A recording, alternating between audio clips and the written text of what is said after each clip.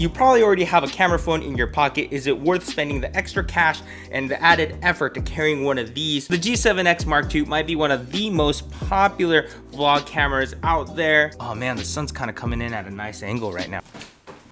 Huh?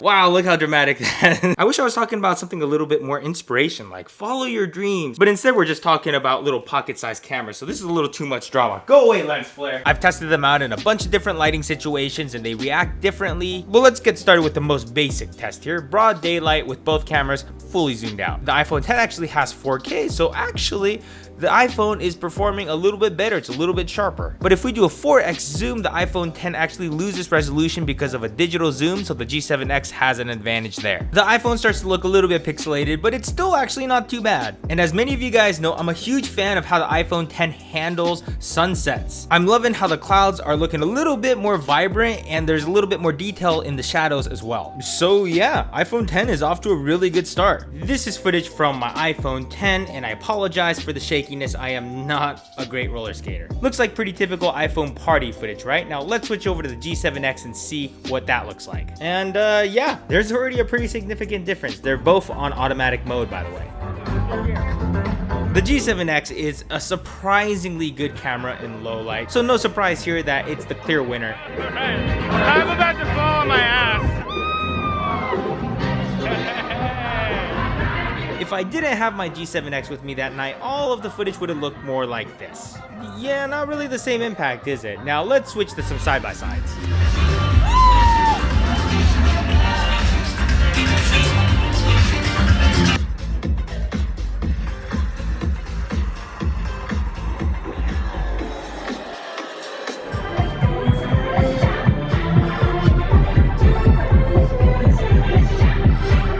To be clear, this is social media, so everything has been edited to make my life look super interesting. But in reality, most of the trip has been like...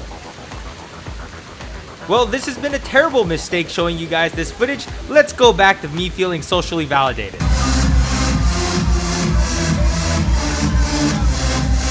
Okay, nice, I feel whole again. Now we're all a little bit obsessed with slow motion, so let's take a look at that. Now the G7X only goes up to 60 frames per second, which doesn't sound too awesome on paper, but honestly 60 frames per second is good enough for 99% of slow motion. But the iPhone does give you a whole lot of frames per second, but of course it comes with a price. You can clearly see a drop in resolution, but it is so much fun to play with. And am I taking advantage of my attractive friends to get more YouTube likes? Maybe, but it just doesn't work the same when I try to do it.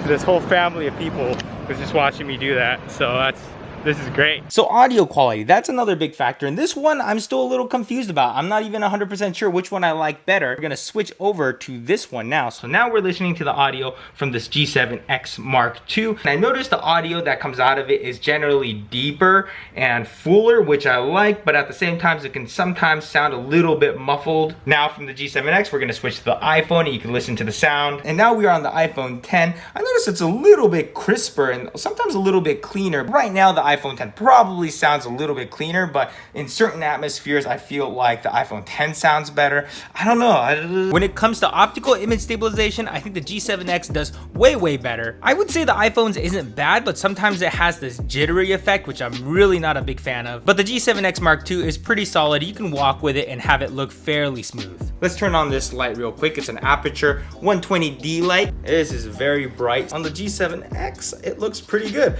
On the iPhone, I can't really tell. I can't really see what it looks like right now because I'm using the rear camera to film myself, which makes it a little bit more difficult, but the quality is a little bit better on the rear camera opposed to the selfie camera. All right, I'm switching it over to selfie real quick. On the G7X, it looks a little bit softer, but on the iPhone, you see around here, it just kind of like pops.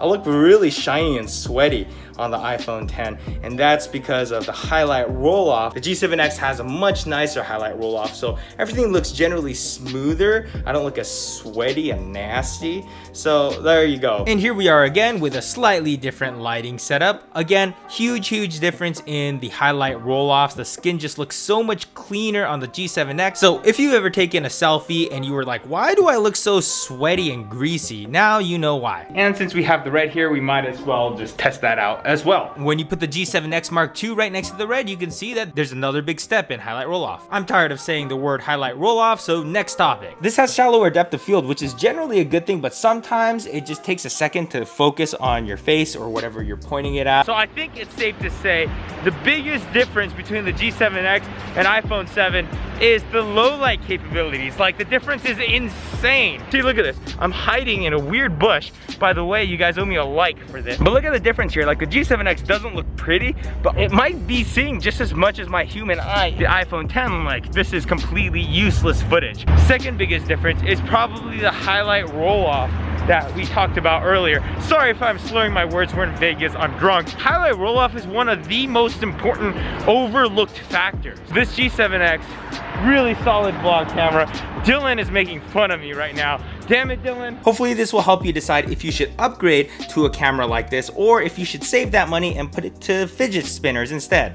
Fidget spinners, that's a dead meme. Why am I still bringing it up? What do you guys think of the comparison? Was there a big difference or a very little difference? To me, I think if you're in the position to get one of these, I think it's well worth the upgrade. And the iPhone 10 is still a really solid camera, and I'm sure many of you guys can do really awesome work on this. By the way, I've seen many of these break before, so I highly recommend a warranty. If you get a little bit of sand or dust on this lens, this spot loves to stop working. The extended warranties from Amazon is the one I get, and they're not too expensive. I took this with me paragliding. I crashed, I shattered the lens, I sent it back and they sent me a new one.